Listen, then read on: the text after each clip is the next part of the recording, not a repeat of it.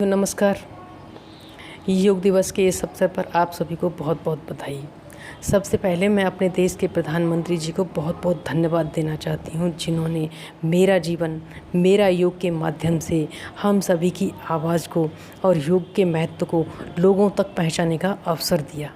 अब मैं हमारे योग गुरु स्वामी रामदेव जी का बहुत बहुत धन्यवाद करना चाहती हूँ, जिन्होंने हमारे देश में एक ऐसी संस्था को चलाया जो देश और दुनिया को तन और मन से स्वस्थ रखने का रास्ता दिखाती है।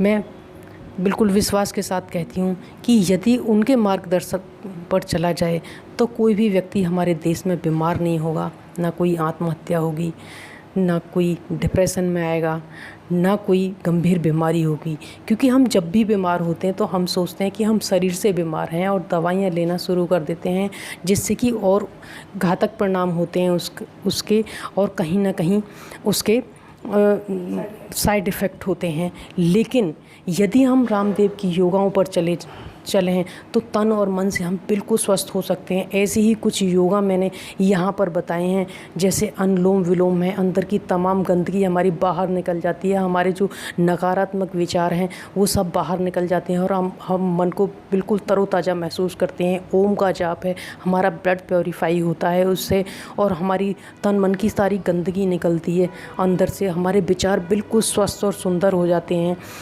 ध्यान है, ध्यान सबसे ज़्यादा अच्छी चीज़ है।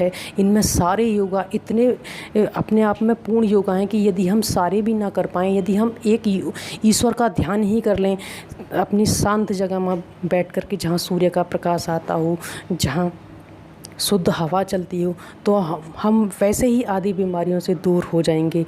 जैसे मैंने यहाँ मंडूकासन बताया, ये शुगर के लिए है।